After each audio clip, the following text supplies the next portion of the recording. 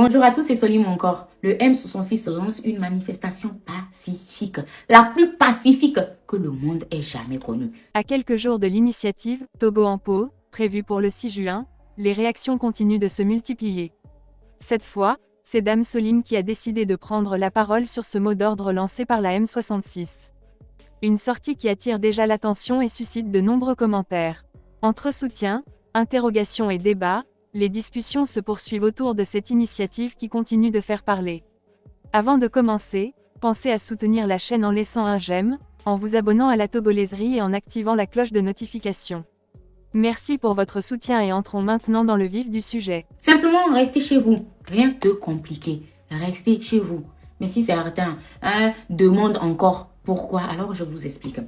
N'est-ce pas que nous sommes frappés, arrêtés, enlevés, jetés en prison, torturés, et puis déjà, quand on sort manifester, le 6 juin 2026 prochain là, ne pas sortir, c'est parler sans crier. C'est dire au pouvoir, vous allez transformer nos rues en lieu de peur, en un mouroir. Alors nous restons chez nous. Ne pas sortir, c'est un vote silencieux contre l'injustice. C'est un référendum populaire sans urne. C'est montrer que le peuple n'est plus dupe. C'est dire, nous refusons de mourir juste pour avoir voulu vivre libre. Ne pas sortir, c'est transformer le silence en un message politique. C'est dire au monde entier que le Togo souffre. C'est montrer que même enfermés là, nous Togolais restons unis. C'est prouver que la peur a changé de camp.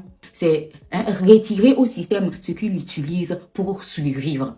Notre participation à nous en tant que peuple. C'est dire, vous pouvez réprimer les marches, mais vous ne pouvez pas forcer, nous le peuple, à adhérer. Une ville entière qui répond, ça suffit. Un pays entier qui dit, ça suffit. C'est montrer l'ampleur du malaise national. Faire le vide dans les rues pour révéler le vide dans la gouvernance. C'est dire non à la corruption distribuée à la dernière minute. C'est refuser des billets qui achètent le silence du peuple. Ne pas sortir, c'est dire notre dignité vaut plus que vos enveloppes de miettes là. C'est envoyer un message plus fort qu'une manifestation dispersée par leur gaz lacrymogène. C'est résister sans offrir une cible à leur répression. Ne pas sortir, c'est dire au régime, vous contrôlez les armes, mais pas les consciences. Faire comprendre que le calme apparent n'est pas une acceptation. Ce n'est pas que nous avons accepté cette situation. C'est un deuil national contre l'humiliation quotidienne. Dire que nous sommes encore là, oui, fatigués, mais on reste debout. C'est rappeler que le silence d'un peuple peut devenir effrayant, plus effrayant que ses cris. Ne pas sortir, c'est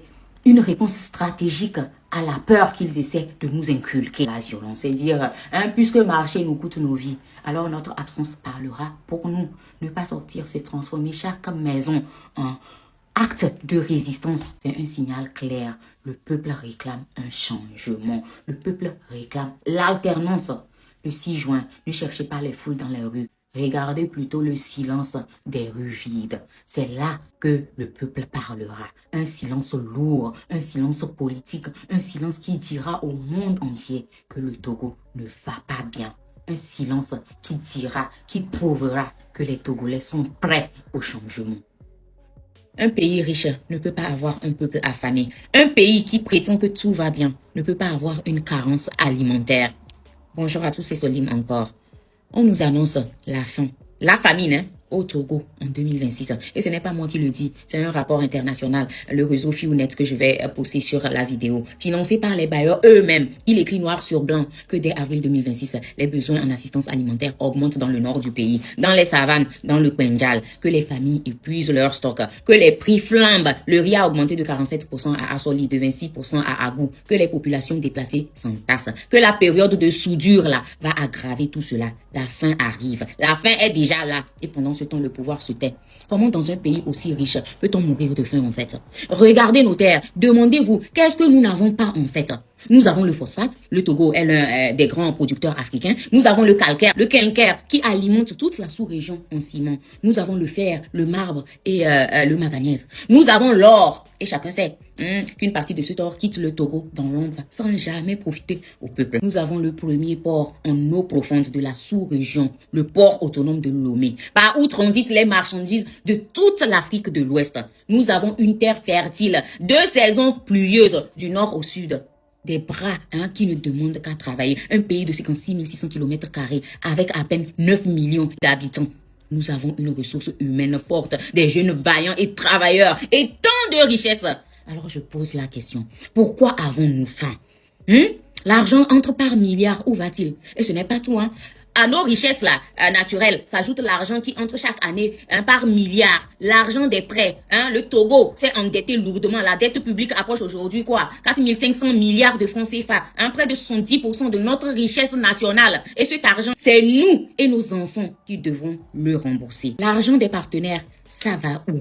L'Union européenne a engagé plus de 200 millions d'euros pour le Togo. C'est des milliards de francs CFA. L'Allemagne, à travers la GIZ, la BMZ et la KfW, a investi plus de, tenez-vous bien, 530 millions d'euros en coopération depuis 2021 plutôt à 2027. Où est cet argent? La France, à travers l'AFD, près de 200 millions d'euros. 130 milliards de francs CFA. La Banque mondiale, un portefeuille d'1,5 milliard de dollars. C'est des, je sais même pas compter en francs CFA. L'argent de nos impôts chaque année. L'OTR, il vous prélève tout le temps de l'argent. Chaudier, qui était le simple directeur de l'OTR, vous a annoncé qu'il a amassé des milliards, qu'il a fait des milliards en chiffre d'affaires par les impôts, sur un peuple qui travaille à 90% dans l'informel, sur des marchands du marché, sur des conducteurs de taxi-moto, sur des petits commerçants, vous qui payez vos tickets de marché et autres. Alors faisons le compte ensemble. Nos richesses minières, plus les prêts internationaux, plus les milliards des partenaires, plus les milliards d'impôts chaque année. Et au bout de tout ça, la faim dans les savanes. Oh, où est passé cet argent? Où est passé cet argent? Et cette question, le pouvoir en place ne veut pas que vous la posiez. Parce que la réponse, vous la connaissez déjà au fond de vous. Vous le savez déjà. L'argent est détourné. Les ressources sont bradées. Les recettes disparaissent et personne n'est jamais puni. Personne ne paye jamais. Les scandales se succèdent et les coupables sont tranquilles. On les connaît, mais ils sont tranquilles. Mais celui qui paye à la fin, là, c'est vous. C'est nous, le peuple. C'est vous qui remboursez la dette. C'est vous qui payez l'OTR. C'est vous qui subissez la hausse des prix. Et à travers la hausse des prix, on vous fait payer la dette. Vous auriez remarqué que tout augmente. L'essence, le riz, le maïs, l'huile, le pain, tout devient plus cher. Savez-vous pourquoi? Eh bien, parce que les réformes exigées en contrepartie des prêts internationaux là poussent à réduire les subventions et à augmenter les prix. On emprunte de l'argent en votre nom. Et la condition de ces prêts, c'est que ce soit vous encore qui payez par la vie chère. On vous endette, puis on vous fait payer la dette. Et l'argent emprunté, vous ne le voyez jamais arriver dans vos vies. Le plus révoltant, c'est que l'Union européenne, l'Allemagne et la France donnent au Togo des sommes énormes, précisément pour que les Togolais ne souffrent pas. De l'argent pour l'agriculture, pour que personne n'ait faim. De l'argent pour l'assainissement, le drainage, pour qu'il n'y ait plus des inondations qui emportent nos quartiers à chaque pluie et qui rendent la ville totalement morte. De l'argent pour de l'eau potable, pour qu'aucune femme n'ait à creuser la terre pour trouver de l'eau, même dans les villages. De l'argent pour l'électricité, pour qu'il n'y ait plus de coupures permanentes, des délestages que vous connaissez là. De l'argent pour construire des routes, rénover les hôpitaux, bâtir des mairies, financer la décentralisation. Cet argent existe, il est versé, il est documenté. Mais sur le terrain, les inondations continuent. L'eau manque, le courant saute à chaque fois.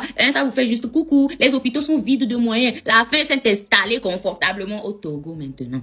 Et je vous préviens, les quelques audits indépendants, comme celui du projet de l'eau là, PAET1, qui avait été rendu public par le journaliste Ferdinand Haïté. Ce rapport, commandé par l'Europe elle-même, a révélé des arbres payés, mais jamais plantés, des lampadaires facturés, mais jamais installés, des travaux facturés, mais jamais réalisés. Donc la preuve, nous l'avons eu par les propres documents de l'Europe, que l'argent destiné à votre eau a été dilapidé. Et concernant le terrorisme au nord là-bas, on a le droit à la vérité. Parce que maintenant, le pouvoir nous parle du nord, du terrorisme. Il en parle pour justifier l'état d'urgence, pour fermer le nord, pour demander encore plus d'argent à l'international au nom de la sécurité. Je veux être clair, parce que la vérité est notre seule arme. Je ne dis pas que la menace de terreau là n'existe pas au Togo. Le conflit se propage depuis le Sahel, c'est réel. Et des familles en souffrent vraiment. Ce que je dis, c'est autre chose. Ce que je demande, c'est la vérité en fait. Car comment vérifier? On empêche les journalistes d'aller au nord. On empêche même les élus locaux comme Madame Adjamagbo d'aller exercer leur mandat et revenir nous rendre compte. On nous annonce que des morts qu'on ne voit jamais. Des soldats tombés qu'on n'honore pas. Tout le temps. Des morts que nous ne pleurons jamais vraiment ensemble. Parce qu'il n'y a pas de deuil national, pas d'hommage public aux soldats tombés. On nous parle d'être déplacés et que personne n'a le droit d'aller voir. Qui parmi nous a le droit de constater la vérité de ses propres yeux? Quand le pouvoir ferme une région entière, interdit à la presse, fait taire les élus et exploite la peur pour aller lever des fonds, c'est certainement qu'il y a anguille sous roche. Sinon, il a le devoir de prouver ce qu'il avance. La douleur des populations du Nord n'est pas un fonds de commerce. On n'a pas le droit de se servir de leur souffrance pour vendre le pays et museler le reste de la nation. Nous exigeons l'accès libre aux journalistes au Nord, l'accès des élus, la transparence totale sur ce qui se passe au Nord, sur l'argent levé en son nom, au nom du territoire. Le peuple a le droit à la vérité sur sa propre terre. Hey, 60 ans après, on a encore la main tendue à l'extérieur. Oh! Souvenons-nous, Sylvanus Olympio, le père de notre indépendance, il avait une vision. Un Togo debout, un Togo qui ne demande d'aucune nation, un Togo dont les enfants ne mendient pas leur pain quotidien. Sylvanus Olympio avait tout fait pour cela, pour un Togo digne.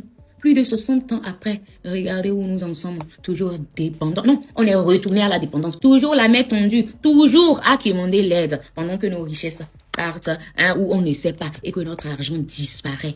Quel mépris pour ce peuple, quel gâchis pour cette nation riche, cette belle terre. Nous ne sommes pas un peuple pauvre, non. Nous ne sommes pas un pays pauvre. Nous sommes un peuple riche que l'on a appauvri et ce n'est pas la même chose. Et cela, aucun rapport, aucun discours officiel, aucune propagande ne pourra nous le faire oublier. Alors je m'adresse au peuple togolais. Nous n'avons pas besoin de violence. Nous avons besoin de nombre. Nous avons besoin d'unité. Nous avons besoin de dire tous ensemble, calmement mais fermement, que ça suffit. Ça suffit. On en a assez subi. Le 6 juin prochain, le 6 juin 2026, restons tous à la maison. Personne ne sort, personne ne travaille pour faire tourner une machine qui nous affame. Pas de casse, pas de heurte, pas de provocation, juste un silence, le silence d'un peuple entier qui croise les bras, que les marchés soient vides, que les rues soient calmes, que le pays s'arrête une journée pour que le monde entier comprenne que les Togolais ont compris et que les Togolais disent non. Restons à la maison, parlons-en autour de nous, nos familles, les voisins, nos amis, partageons ce message parce qu'un peuple qui sait où va son argent est un peuple qu'on ne peut plus tromper. Le Togolais ne peut pas mourir de faim sur une terre aussi riche. Le Togolais ne mérite pas le mépris. Le Togolais mérite la vérité, la dignité dans son pays. Pendant que 13 prisonniers politiques togolais sont actuellement en grève de faim dans la prison civile de Lomé, pendant que les jeunes que la soi-disant justice togolaise elle-même a décidé de libérer restent enfermés illégalement. Pacome Adjourouvi, actuel soi-disant ministre de la Justice des droits humains du Togo, est à Paris pour rencontrer le ministre français de la Justice autour du cas Ferdinand Haïté.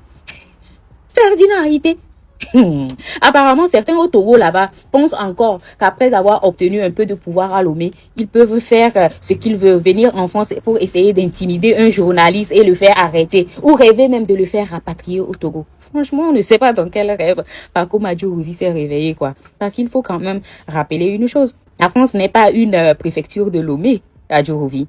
C'est quand même ironique de voir le ministre togolais de la justice venir parler de Ferdinand Haïté à Paris, alors qu'au même moment, dans son pays, son gouvernement refuse d'appliquer une décision de justice concernant 13 Togolais détenus. Quand ils disent qu'ils les ont libérés, mais ils sont toujours en prison. Voilà donc le ministre des Droits humains, le ministre Pinocchio, incapable de faire respecter la justice chez lui, mais qui semble penser pouvoir influencer celle des autres ailleurs. Pendant ce temps, 13 vies sont en danger et 10 Togolais sont déjà morts en détention à cause des tortures, des mauvais traitements et du manque de soins. Le peuple togolais soutient Ferdinand Haïté et le peuple togolais n'oubliera jamais ces prisonniers politiques. Ok, Adjourouvi. Voici le nom des 13 prisonniers politiques qui sont en grève de faim. Alors, nous avons... désolé, j'ai utilisé le flash de mon second téléphone. Nous avons donc Boukari Djobo, Issa Saliou, Yakubu Bilali, Banabevi Bala, Adam Latif, Fofana, Nafio, Mohamed Suleiman, Youssif Ali, Yoro Abdul Razak, Ali Agbo, Marzouk, Issa Isifou, Alès Ati, Yaya Souleimani. et bien sûr le nom des 10 qui ont perdu la vie en prison. Karim Wahim, Tairo Roman, Keliba Amadou Karimou, Issa Alassani, Suleiman Jalilou Tigran, Aliou Sebou, Moussa Sebou, Maboy Kossi, Yakubu Abdul Mutakilou Uro Tifa Mutakilou. Oh now, nami. Oh nami, avec gouvernement pata, oh nami, oh la honte. Cette prise de parole de Dame Solim vient enrichir un débat qui continue de mobiliser de nombreuses réactions au sein de l'opinion publique. À l'approche du 6 juin, les discussions autour de l'initiative « Togo en pause » prennent de plus en plus d'ampleur. Les différentes réactions observées montrent que ce sujet ne laisse personne indifférent et que chacun tente d'apporter sa lecture de la situation. Les propos de Dame Solim ajoutent ainsi un nouvel élément à cette conversation nationale qui continue de se développer. Certains saluent sa prise de position tandis que d'autres s'interrogent sur les conséquences et les implications de ce mot d'ordre. Une chose est certaine, les prochains jours seront particulièrement suivis par de nombreux observateurs, car ils permettront de mesurer l'impact réel de cette initiative et les réactions qu'elle continuera de susciter. Comme toujours, il est important de rester attentif aux différentes informations qui circulent, d'écouter les divers points de vue et de se faire sa propre opinion à partir des faits disponibles. Et vous, que pensez-vous de la réaction de Dame Solim? Êtes-vous d'accord avec son analyse? Pensez-vous que l'initiative « Togo en pause » aura un impact important? Partagez votre avis dans les commentaires tout en respectant les opinions des autres participants au débat. Merci d'avoir suivi cette vidéo jusqu'au bout. N'oubliez pas de laisser un j'aime, de partager cette vidéo autour de vous et de vous abonner à la Togolaiserie pour ne manquer aucune actualité, aucun débat et aucune séquence importante de l'actualité togolaise. À très bientôt pour une nouvelle vidéo.